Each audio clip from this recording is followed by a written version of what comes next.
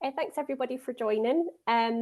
We've all been getting questions like individually from people who are thinking about standing, but appreciate that maybe some people don't feel comfortable like approaching directors if they don't know them very well. So just thought it would be a really good idea to have a drop-in session where you can ask us anything as long as it's about being an LN director, because I have no boundaries or filters, and if you ask me anything, I will answer.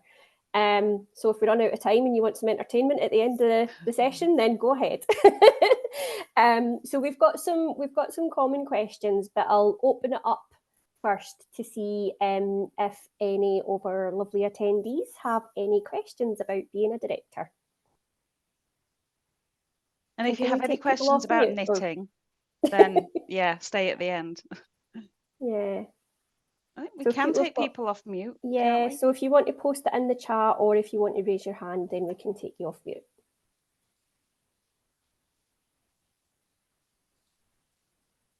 And now for the awkward pause while people type or gather their thoughts. I'll just wait to see how long before we fill the silence. Won't be too long. No, not with us chatterboxes.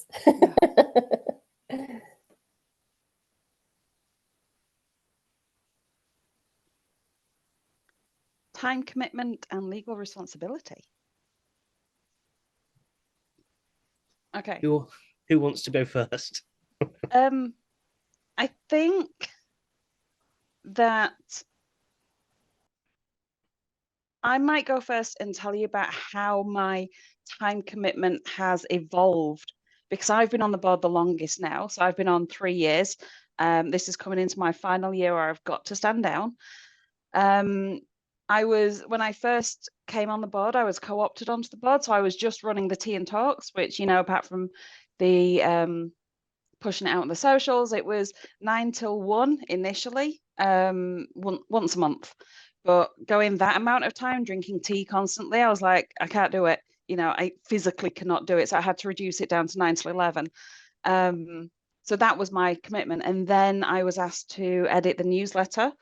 So throughout the month, I'd, you know, ping off emails here, emails there.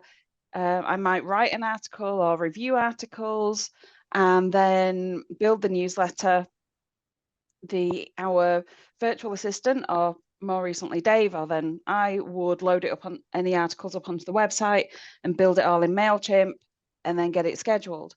That one task in total, probably, and Paula, you'll probably agree with me on this, if you put everything together, it's probably about 8 hours, something like that. Because it doesn't, once you get in the first time in MailChimp's, you know, a blur, but once you get into the flow, it gets quicker and quicker. And then there's the board call.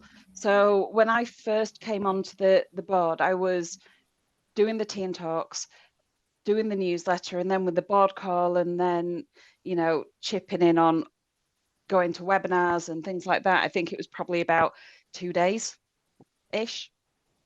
As my directorship has progressed, I've then dipped my toe into the industry partners, into networking. I'm vice chair. So now my commitment is a lot more. So I would probably say that per month, if I was to think about all the times that I'm on Slack, that I'm managing the Slack requests that come in, I'm doing all the mentoring stuff, I'm, you know, everything that I'm doing at the minute, I would probably say that I'm more like 4 to 5 days at the minute. But that's because I've got so many work streams that I'm looking after, or I'm seconded on, and that I'm helping out and I'm supporting everybody. And that's like, as the vice chair and being someone who is super, super controlling, it's my choice to put that much time into it. It's never been an expectation. I've just seen a gap and I'd be like, yes, I'm plugging it, because I've got the ability to do it, and being self-employed, it's a lot easier for me to manage my time because I don't have managers nagging at me and loads of people putting meetings in. So that's me. And it sounds scary when I'm saying 4 to 5 days, but it's only because I've taken on so many different areas, which you wouldn't do as a new director.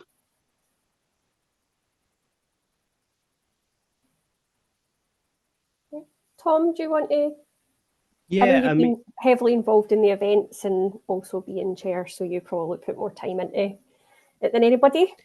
Yeah, I mean, kind of, I'll answer that one a little bit, but I want to focus a little bit on the second half of the question as well about legal responsibility, because I feel like this is the bit that gets overlooked quite often. But just on the time front, it does vary from director to director and role to role. I think that's really important to stress.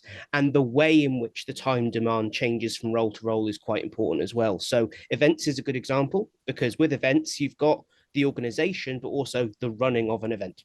That inherently requires you to provide condensed time, so a day, an actual day of time here to run this event. Whereas something like running the socials probably requires the same amount of total time, but with greater flexibility about where you put that time in and how you structure it. So I think the amount of time, to my mind, is not huge. The roles is just more of how it dictates when you need to give that time. And yeah, if you end up wanting to be chair, vice chair, or do multiple areas, the time requirement goes up. I think that's fair to say. But broadly speaking, I mean, you've got as a minimum, you've got a 1 hour meeting every month with the whole board that you will need to be on every single month. Obviously, there will occasionally be a, hey, look, I'm in the hospital, or the ceiling has fallen down, or whatever it might be, and you can't attend. Lots of that's drama fine. there. I'm trying to come up with something serious enough that means we wouldn't be on the board call. You could be on holiday. Well, you could, but that's pretty. Come on, priorities. No, but it's not quite that serious. But to stress the point that coming to the board calls is an important part of being a director, not because every decision is made there, but because where you've got a team of 12 volunteers all working different hours, often not meeting up in person for long stretches of time, having that one point of contact every month is a really important commitment to make. And it's not as if they don't get sprung at the last minute. We try and book a few months ahead and get them in the diary so people can work around them. Everyone's pretty flexible, but it is a really important thing to be aware of in terms of time commitment. But just on that legal one, and then I'll hand over to everyone else. It's important to note that when you join the board, you are becoming a director of a company. It is a community interest company. It's not a charity. And so all the legal responsibilities that exist for a company director exist here. Now, our insurance obviously indemnifies us financially, but it's important that you understand what that involves and how that interacts with any other legal responsibilities that you have. So if you, for instance, I've had a conversation before where someone said my job does not allow me to be a director of anything else. Well, then unfortunately that would preclude someone from joining the board, because you must then become a director of the company. That's how it works. If you're unfamiliar with sort of the legal responsibilities, the best place to check that is on Companies House. The government provide a really good simple sheet of here are the legal responsibilities of a director, and you'll be added to Companies House. You'll be taken off again when your term as board director ends, or if you leave at whatever point. But really important to really understand that before joining.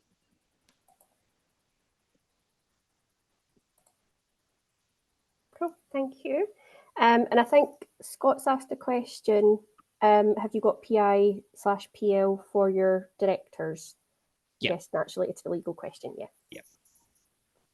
Brilliant. I've no idea what that is, but Indemnity if we've got and it, liability. right? Yeah. Okay. Good to know. Thank you.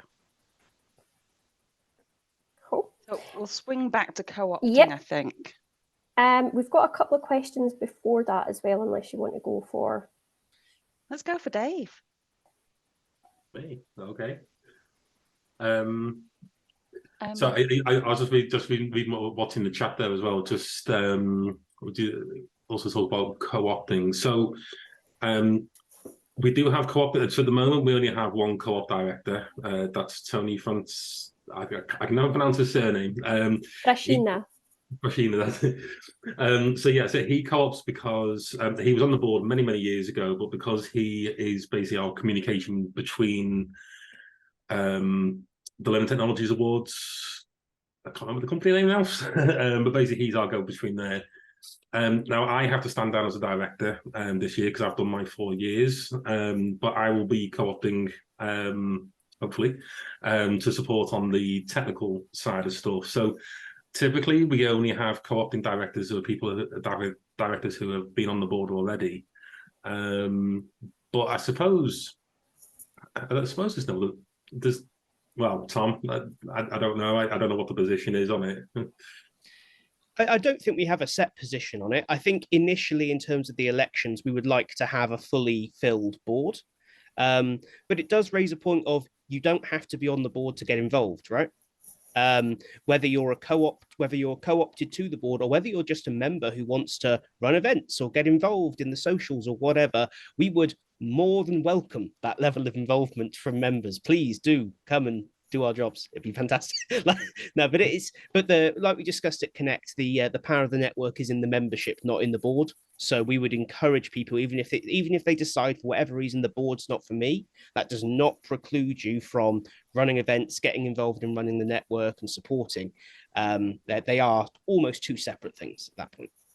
Yeah, and I suppose also with co-opting directors as well, they don't get voting rights on the board. So you have to be a full director to be able to get voting rights.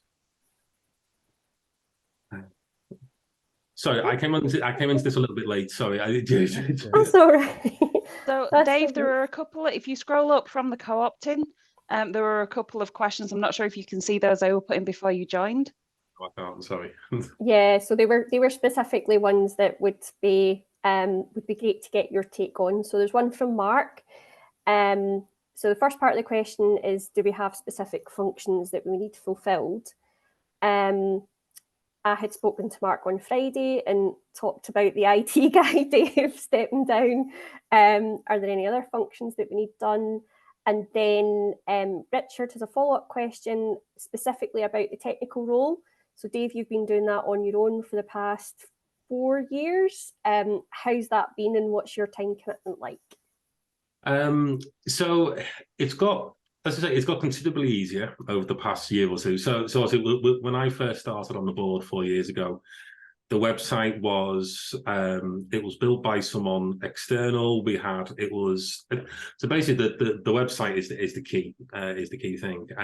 It's always built in WordPress, and it's still in WordPress now, but it was all hard coded and things like that. So we had to get external people in to make changes to the website.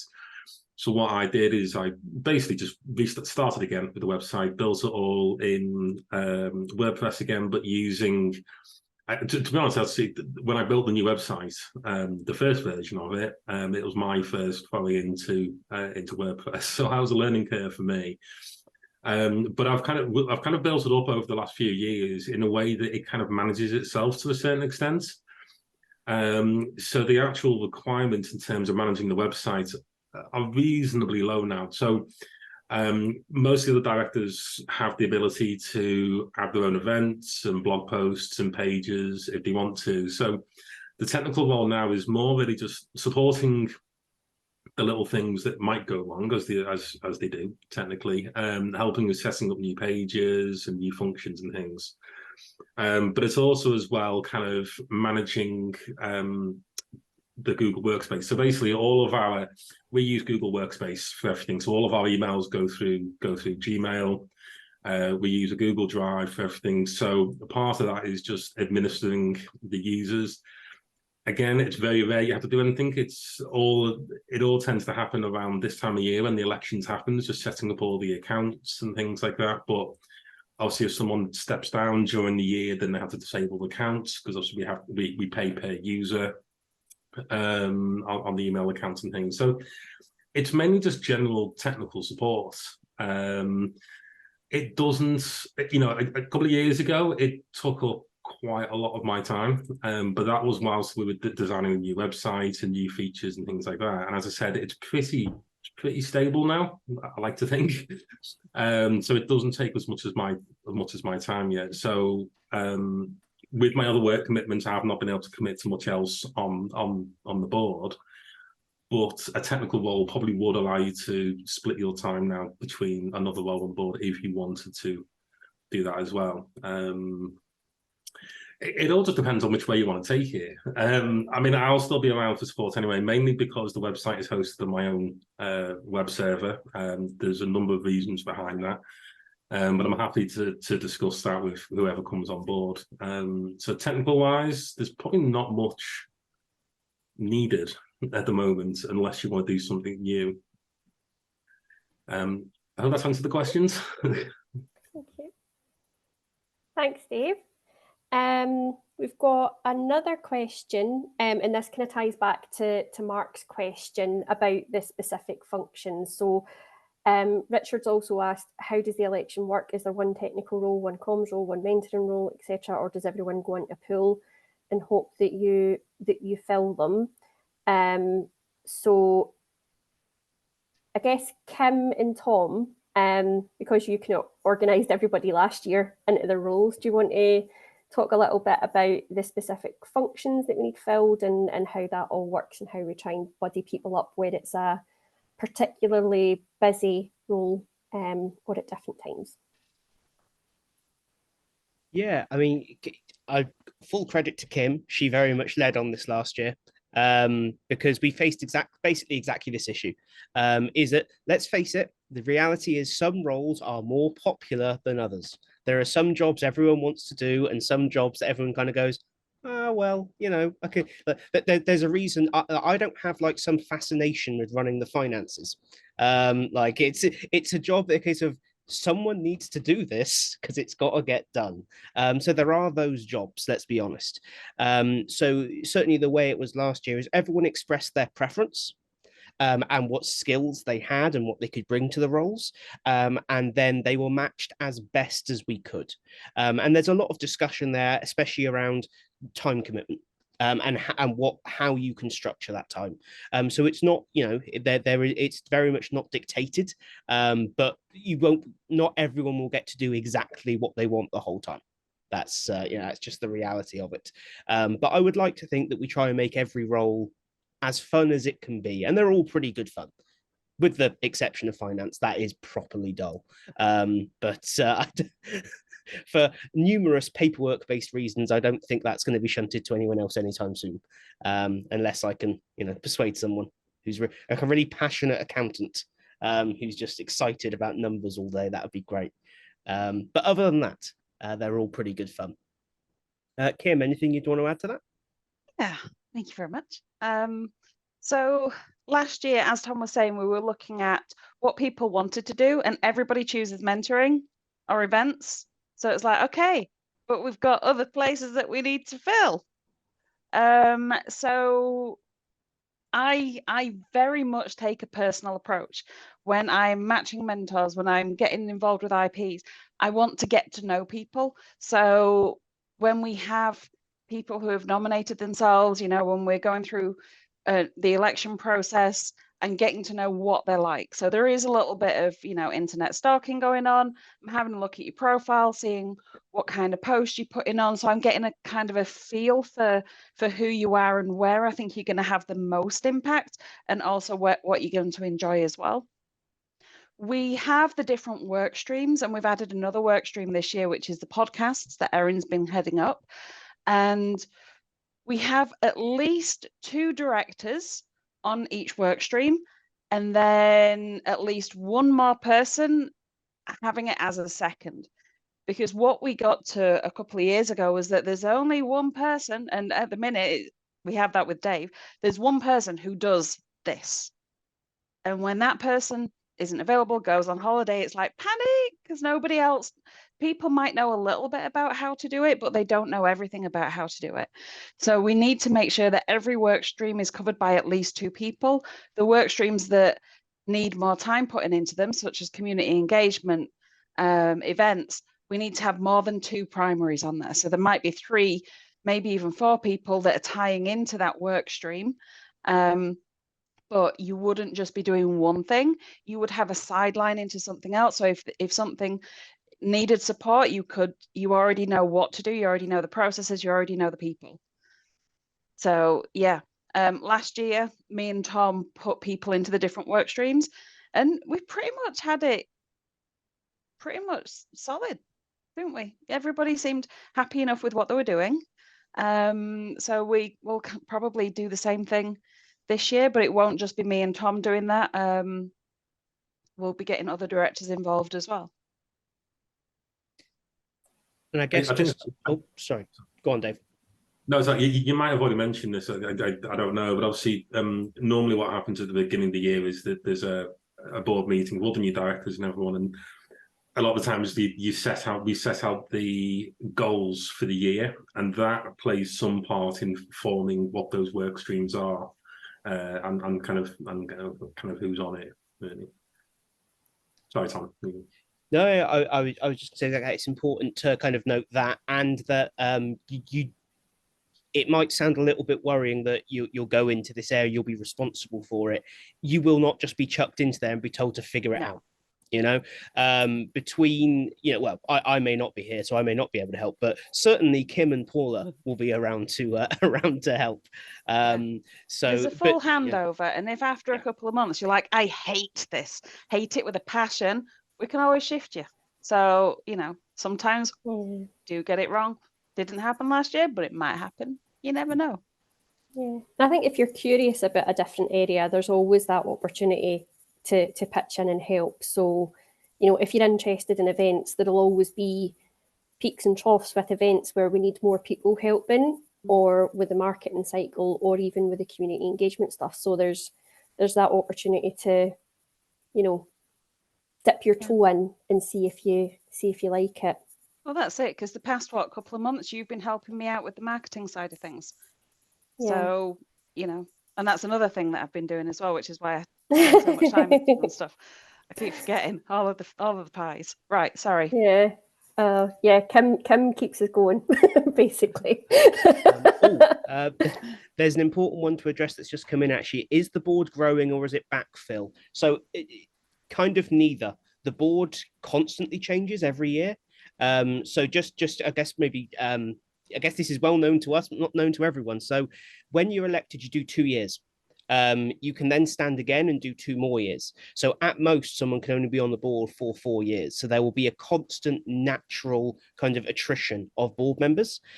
This year, we're looking for a lot more, but all at once, because we've got 4 people stepping down and 3 up for re-election. So myself, Andrew Jacobs, and Kashish, I can't remember. There we go. We'll all be standing for re-election because we'd like to do another 2 years. And David's sadly stepping down, but he has to. And then we've got Rob, Sam, and James have all decided to step down as well, having done 1 year. And that's not wildly uncommon. We were discussing at the start, although you can fit it around things, life happens. Other commitments will happen. You may think, yes, I've got the time now. Your situation changes. You decide you haven't got the time anymore. So you are then able to stand down if you want to. And they've made that choice this year. So that's why we have so many. But generally speaking, the board sits at 12 unless something dramatic happens and we make a change. I think for 1 year, there was an experiment to have 10 people on the board. That was 8 people on the board. Yes. It was an interesting year, but we went back to 12 the year afterwards. Let's put it that way. So yeah, that was decided pretty quickly that it was just too much work for 8. So it's not really growing or backfilling. It's really just, well, I guess it's kind of backfilling, but it's not because people are fleeing. Refreshing the voices. It's refreshing. There we go. Because if it was the same board members for years and years and years, how good is that for the membership group? I mean, the thing is, it's a learning network that is run by members. I was a member for years before I was on the board, and it's because I wanted to give back. Whereas, and that's the beauty of only being able to stand for 4 years. It's never going to get stagnant because we're always getting fresh thoughts in, fresh minds, fresh blood. We're always getting that into the board. Definitely. Thank you. There's a question that's come in from David, just going back to the legal stuff that you were talking about, Tom. Could you clarify the point about if you're already director of another company, what sort of implication that has? Well, it doesn't necessarily have any. It's more if you are, for instance, the director of a company that is part of a group. They will sometimes have clauses that no director in the group can be a director of a business outside of the group, or that you'll need to make a certain declaration. So it's worth just making sure you understand any specific legal stuff that might apply to you in your current or other roles. For like, I'm still a listed director for my own company, Evolve, and then I'm a director here. It's fine. Lots of us are, in fact. There are lots of people here who run their own limiteds or self-employed organizations, all different things. So it isn't necessarily that there's anything for you to worry about, but it's worth checking beforehand, is all I was saying. Yeah, and I'd probably add to that, even if you're not a director, but if you're employed, especially by a big corporate, check your conflict of interest policy, and get in touch with your legal department, because like for me, I work in-house in a big corporate, and there's some, they're very clear on if I'm doing learning network activities, I'm doing that as learning network, and I'm not doing that on behalf of my company. And that's all registered, especially where we've got industry partners who we're maybe working with in other capacities. I have to recuse myself from any discussions with them. So even if you're not a director elsewhere, but you're an employee elsewhere, it's worth checking that out with your legal team as well. Great, thank you. We've got another question from Mark. Friday was a great event, thank you. Glad you enjoyed it. What's the state of recruitment of membership and industry partners, and what's the current growth strategy? Working on it. So for the industry partner side of things, the main kind of driving force in getting new industry partners is cultivating our own professional networks. And that isn't just me, it's every member of the board. If they've got someone who they think could be a good fit, then they pass the details on to me. When I'm going around the trade shows, World of Learning Tech, and I'm chatting to the different vendors, I'm mentioning the learning network, but we don't have an official strategy for the industry partner side. It's something that we should have. But it's one of these that the industry partners are largely very loyal to us. So we've got a lot of industry partners that have been with us for many, many years. And the main thing for me is making sure that they're getting value out of the membership. So doing webinars or on the podcast, doing insight pieces, things like that, getting them involved. Tom, do you want to pick up the member side of it? Yeah, I think I was just going to touch that, is that whilst obviously we always want to grow the network, we always have to bear in mind that as directors, we are custodians of the network, not owners. We're here for we're a bit like Doctor Who's. We're here for a short while, we've got to look after it, then we hand it on to someone else. There are even almost the right number of us. That's quite exciting. I like that metaphor. We're going to stick with that. So it's important that, yes, we want more members. Yes, we want more industry partners, but not at the cost of all else. So a prime example would be, we have conversations with organizations who might be interested in industry partnership, and it quickly becomes clear that what they want is a road to heavily advertise. That's not what this is about. So there will be situations where someone will be perfectly willing to give us the money, but that it's not the right fit for the network.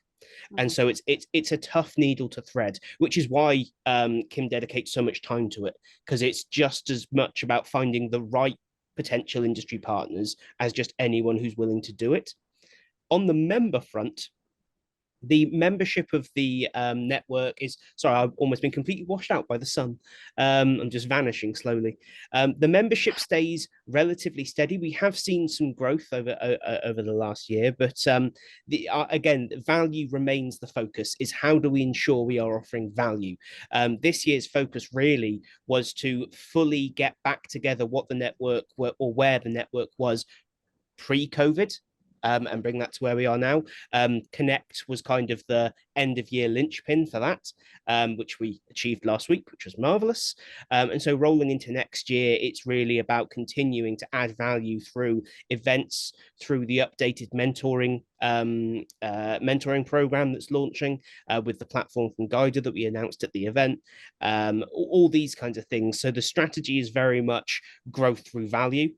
Not through kind of aggressive advertising or anything like that. But in terms of what the focus areas will be in the next 12 months, that will be up to the new board when they meet in January. That's kind of the focus of that meeting, is what matters the most, where are we going to put our energy and efforts, and what do we want to achieve and by when.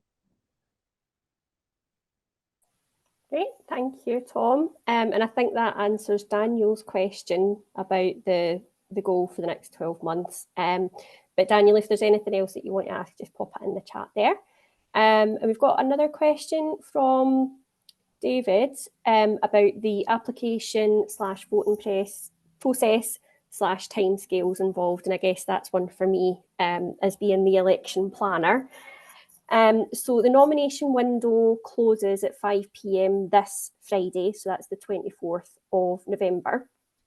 Next week, we will be going through the results of the nomination and coming out to nominees to advise of next steps. If we go to a full election, so basically we're recruiting 7 directors, 4 completely new, 3 are up for a renomination. I don't know if that's the right word for it, but they're standing again. But if we get more than 7 nominees, then we move to a full vote by the members. And if we do that, then the voting window will open on the 4th of December. And that will carry on for 2 weeks. And then we'll announce the new directors week commencing the 18th of December. Only members can vote if we go to a full election, and the voting will be done via the Learning Network website. And we'll send out links for you to vote along with the details of the nominees. But it does sound as well as that every member gets, I think it was 4 votes It's last year. So 3 or 4, wasn't it? well, it used to be 5, and then I think we dropped it. So I think I think it's 4 votes. So basically, you don't have to just vote for one person if you are voting for the people on the board, so you can place 4 votes in total on that. And then you just mentioned the number depends sometimes how many places we've got, because if we've only got 2 places, then it might determine how many votes per person, but all of that will be clear if we do go to election, when we do send out comms and things like that. And I've just spotted, sorry, on you go, Tom. I think we spotted the same question from Mark. No, we are definitely not. The board is not about, hey, just declare yourself elected. Absolutely not. It goes straight back in. We go straight back into the vote. So it gives the membership a chance to say, actually, no, you've been useless. Get out. And these people can come in. So yeah. So Tom put his nomination in as well. So yeah, same process. I had to stand for re-election last year, and my biggest advice, if you're going to go for it, and if we do go for elections, is you have to have a campaign, because people are going to read the bios, and let's say that we get a dozen people wanting to stand and we've got 7 positions, and all they see is a 300-word piece from you, and that's it. That's all they see. They don't see anything on the socials. That's all they have to go off. Whereas if you do a bit of a social campaign, so last year I hit that like Donald Trump. I was like, there's video, I've got GIFs, campaigning on the Slack channel, all of that kind of stuff, because people need to see who I am, what I represent, to have more of an understanding about what I'm going to be like on the board, rather than 300 words of basically me waffling, to kind of get a feeling on if I'm going to be any good or not. So yeah, biggest bit of advice, think about your campaign. Make learning great again. Oh no, don't do that. Need it on hats. No red hats, no buses either. Daniel asked, what's the criteria for selection? So I think we might have covered that, but just to confirm, if we only get 7 nominees, then we swear in the new board. If we get more than 7 nominees, then we go to an election, and that's election by members. So they essentially choose the new board. David's asked about voting for ourselves. I'm guessing that's if you're a nominee, can you vote for yourself? Technically, yes, you can. that's more just to do with the voting system that we use. We've never really had an issue with it in the past. It kind of balances itself out, doesn't it? Because if everyone can do that, then everyone's got one vote. Marvelous. Right, moving on. I don't think I voted for myself, but I can't guarantee that I didn't last year. But you can only vote for each person once, which is the important thing. You can't be like 3 votes for Kim. No. Yeah. So just to say on that, the 4 votes that you get do have to be 4 different people. You can't give people more than 1 vote. Yeah. Thank you. I also, sorry to jump in, Paula, I also last year saw it as an opportunity to leverage my professional network and say, look, I'm standing for election on the board again. It'd be great if you could vote for me. Join up, it's only 29 quid. So I used it as a bit of a promotional campaign for people to join the network and to see what the network's about. And I got, 2 or 3 members to the network. Much appreciated, Kim. Yep, I see Kim's answered David's question about hitting the socials. So Kim posted on Slack, Twitter, and LinkedIn. I think I went for it on LinkedIn more than anywhere else. I hit up Slack a couple of times, but I felt as if I didn't really know anybody at that point. But that was quite silly of me because you want people to know you so that they vote for you. So in hindsight, that probably wasn't the right tactic for me. But luckily enough, I got enough votes to come in anyway. But yeah, just show people what you're about and what passions you've got and what you would do for the network. And let the members make up their own minds. Essentially, we're all members, we all get a vote. We don't draft people in, we vote in our directors. And then we refresh the directors. So yeah, if it's your year, go for it.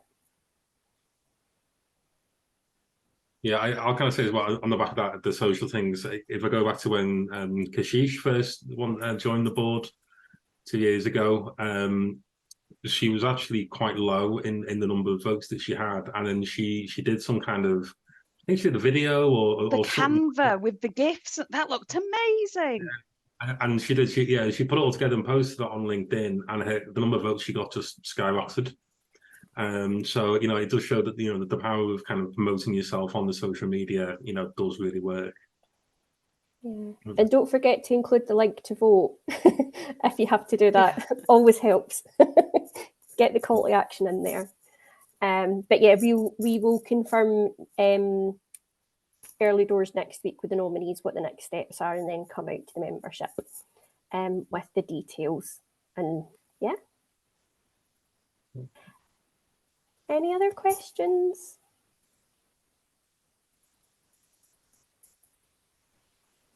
I guess then, just while people are thinking, I'll ask each of my learned colleagues here, if you could go back and give yourself one piece of advice as a new director on the board of Learning Network, what would it be?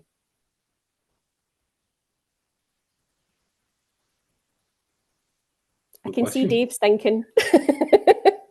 It's just because you're on my screen. If you need more time, I'll pick on Tom.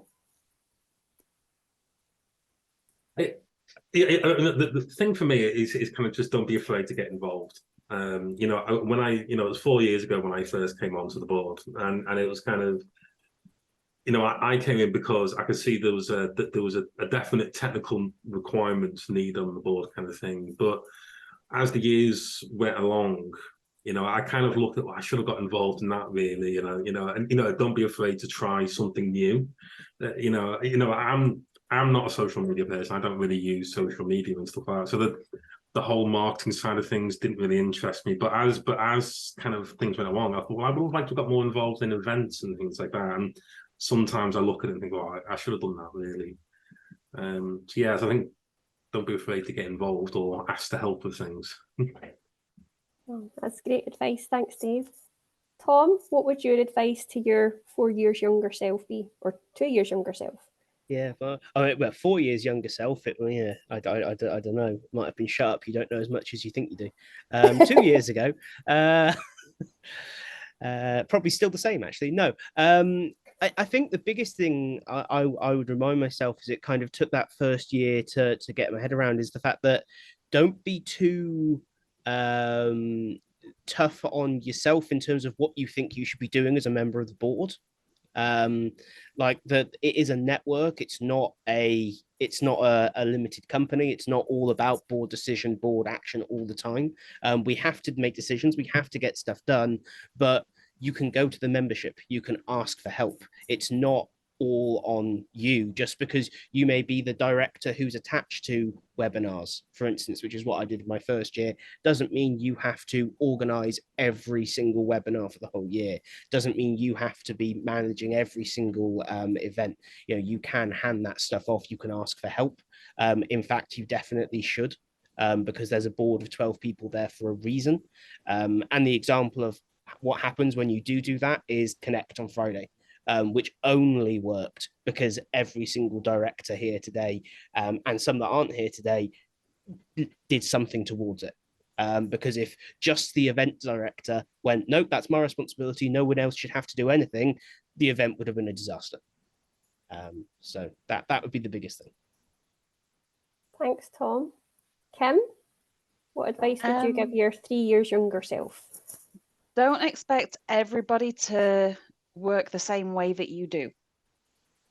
I mean, because the directors know I'm pretty much available on Slack 24/7 unless I'm asleep.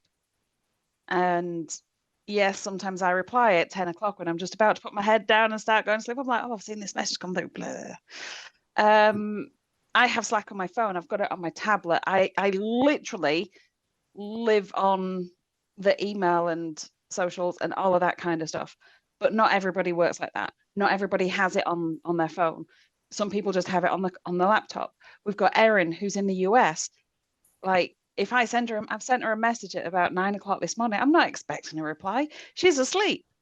I think she's still in Dublin. But anyway, this is the thing.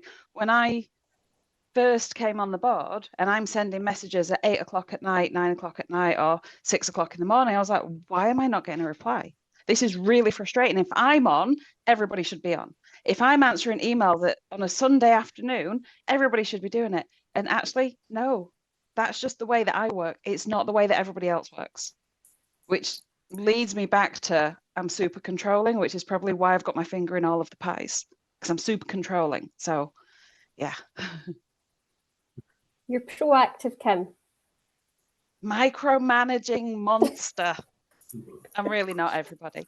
You're proactive and helpful and always there when people need you. At 10 o'clock at night when we've got something coming through on Slack. Yep. I think I even replied to one at like 4 a.m. once. When I woke up in the middle of the night and saw a Slack message, I'm like, yeah, I'll just reply to that. It's fine. Oh, that's the thing though, we're people working in different time zones, different workloads. That's it. I suppose I'd better answer my own question. Like, if I could go back a year and tell myself a piece of advice, it would be go gently. I think it took me a wee while to find my groove and balance my time, because I wanted to make an impact right away and do everything. Like, I wanted to go from 0 to 10. But I have a full-time job. This is a voluntary position. Maybe I just need to settle for going from 0 to 1 and then from 1 to 2, small steps until I found my groove. And the learning curve, especially with MailChimp, just prepare yourself for a learning curve. It's all right not to know stuff, but where you don't know something, there will always be somebody in the network that knows it, who you can ask for advice. And even if you run up against your own MailChimp, like in 6 months' time, you will be able to do that like on your phone while you're sitting watching your latest box set that you're binging on, without having to give it too much thought. Instead of having to sit in silence and just like drag all your little bits into MailChimp. So yeah, it does get easier. It's a wild ride, but it's a good ride. And when the year ends on something like Connect, it's a huge high and great source of pride. So thank you. I can see another question that's coming from Scott. What's the current number of members? So I was just having a look whilst we were doing it. So we're currently at around about 308 individual members. Now, it doesn't sound like a lot, but if you consider when I started on the board 4 years ago, that number was around about 240, 250, and it didn't really increase for about another year or two. We did get a bit of a surge, obviously, during COVID, because I think a lot more people were looking to network and because we were running like the webinar sessions and we were doing quite a lot online. But that number is gradually going. It's not going down. I don't think it's. I mean, I was just, when I looked at it, I was expecting to be about 340, so I'm quite surprised it's at 380. So yeah, so we've got it's slowly increasing. We'd love to get more. We'd love to get more people on board, get more people in the network. But that's just obviously the nature of what it is. Thanks, Dave. We've got a question from David. What's the benefit for each of you professionally being a director? I can kick that one off. Yeah, go for it, Kim. So I joined the network as a member not long after I was made redundant and decided to hit out on my own and chucked my profile out on LinkedIn, expected for all of the job to come in and got nothing. So I went to a face-to-face event in Manchester, joined the network and started to really cultivate my professional network of people that I hadn't worked with before. And that was so important because I met recruiters, I met other freelancers, people who could guide me. I got a mentor, all of that. The only reason that I'm still self-employed 6 years later is because of the network, because of the relationships that I've built. I've got work from people that I've met through the network or been referred, all of that. So for me, I'm a lifer now. I'm in the network for life because it's given me so much professionally and personally, because I've met people that I'm going to be mates with for life, So it's one of these that it's given me so much. And this 4 years has just been one small way that I can give back to everybody. Get all emotion. Oh, that's lovely, Kim. Thank you. Tom or Dave, who wants to go next? I've got next if you want. So yeah, my views slightly different from Kim's because obviously I'm full-time employed with the company and things as well, and I'm terrible at networking. I'm not that sociable, being a techie person. But it has allowed me to grow. I mean, I gave my first talk at World of Learning a couple of months ago, which is all through the learning network and kind of connecting with people. I absolutely loved it, but I'd never thought about it before. So it's more, I've built more confidence in myself, really, and my abilities, to be able to do things. So that's the main thing for me, really. It's just it's not necessarily professionally, but I have grown in confidence, which is helping me in my professional life. Oh, that's great, Dave. Thank you. And I don't know why I was to talk in January's World of Learning as well. Go for it. Go for it. This is the start of a pressure campaign. You're on the list. You're on the list. Okay. That's. Yeah, and I think it's tricky, right? Because I feel like actually most of the benefits are the same as being a member. Because your place in the network doesn't actually change as much as I think some people might expect it to. We're not, other than what the network sees, we're not otherwise swanning around at black tie soirees and mingling with the upper crust, as it were. It's not really that kind of gig. Certainly for me, the biggest thing is that I a bit like Dave, I'm not particularly sociable. It takes quite a lot of effort and energy to be like, hi, I'm going to talk to other people, rather than leave me alone and let me eat Doritos in my office with the lights off. That's more my kind of groove when I'm not doing this. So for me, it's been that more having to do that more continuously has been good for me. because it's made me better at it. I seem more personable. I seem like a more human being now. So that's been the kind of the major benefit for me. Beyond that, I'm not going to lie, it's tremendously good fun. Like, there's a lot of stuff that we do in the L&D world that is part of our job, and it's a job that we do because we need the money to do the stuff that we really care about. This is an opportunity to do something that it's a lot of work, and it will require effort, and there'll be days when you don't want to do it. But overall, it's so much fun to work with a group of people who are like, yeah, I'll give my time to do this for free. That tells you about something about that group of people immediately. That's a group of people that I want to spend time with. Then you get to do Connect is probably the best example, right? Because it's just happened. But the run up, somewhat anxiety inducing, but good in its own way. But on the day, seeing people arrive, there is no feeling quite like that to say, yeah, do you know what? As a group of 12 people, we made this happen. We brought this together. And although everyone was not there on the day, being able to stand on stage at the end of the day and say, hey, thank you to, and put everyone's faces up on the screen and say, this group of people have worked tremendously hard, thank you to them, was, for me, it was a highlight of my career to be able to be part of that small group of people that made that happen. So I would say that's more where the benefit lies. I don't want to pretend that, you know, it'll, like, being in the network made my career. Being on the board is more of a give back to say thank you for that than it is something that's gonna make my career go further, kind of thing, if that makes sense. It's not a bad thing, but don't look for immediate gain. Yes, absolutely, a big motivator. Yes, definitely. Thank you. And I'll just add to what everybody said. For me, it's been the confidence. It's not necessarily revolutionised my career, but it's made me feel a lot more confident in putting myself out there, and just the amount of people that I've been able to meet as a director, because you're a bit more visible in the network, you get to know more people.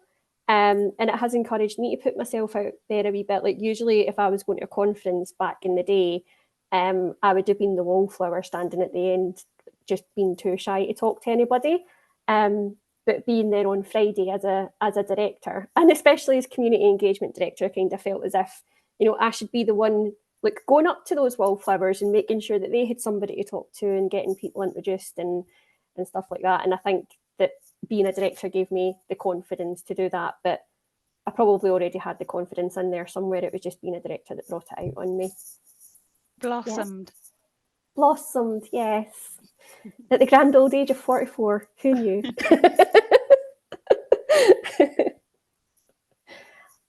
But I think we're almost coming up to time. So if there's no final question, I've got, there we go, quick one from Mark. First event was Learning Technology Award Winners Bash in Birmingham. Loved it, and it sold the network to me. Brilliant, great to hear. Can you say what the relationship is with those guys and how it might be exploited more? The Learning Technologies Autumn Forum a few weeks ago were getting 300 plus per talk, many over 500, 12 talks in total over 4 days. Is there any way to use the relationship to the Learning Network's advantage? That's a juicy one, Matt. That is a juicy one. That is a juicy one. You know what, we've got a cracking relationship with World of Learning and with Learning Tech, because with Learning Tech especially, because we independently judge all of the awards, which is why we do the showcase as well. There are definitely ways that we can look at how we can work more closely with them. And it's something that I think would probably be on the agenda to look at for the strategy next year, because at the minute we have, like, we run Learning Design Live and things like that, but there are definitely areas that we could look more into, but we just don't at the minute because we haven't had the chance, which is why we need all the new ideas and all the new directors. Sorry, Tom, is that pretty much what you're thinking as well? I was just poised just in case we crossed the line, because obviously our agreements with them allow certain things and naturally preclude others. It's a two-way relationship, so we always have to part of being on the board sometimes is managing fairly complex relationships. As you can imagine, Learning Technologies and World of Learning are somewhat competitive. You know, each one of them wants that that company spend of people buying tickets to an event. So we always have to be mindful, just as we are with our industry partners, to deliver value as much as we are taking value from them. And we also have to bear in mind that, membership, there are a lot of memberships out there. You look at the Learning Network, then you look at CIPD and the LPI and lots of others beside. They all offer something, I would argue, quite different to the network. And so that it's a different kind of proposition. But we're always looking for ways to talk about the network to more people, because unsurprisingly, we all think it's awesome. So the more the merrier is very much our approach to that. So long as we stay on the right side of the relevant data laws, obviously. That's always the proviso with these events. Oh, great. Oh, that's lovely, David. Thank you. Glad that you think it's such great value for money. Brilliant. Well, thanks everybody for joining us today. That's us just at time. Feel free to follow up with us individually if you've got any further questions, and we'll share the link for this recording as well in case you want to come back to anything. Thanks very much for joining, and thank you, Tom, Kim and Dave, for being here to answer questions with me. Thank you. Bye.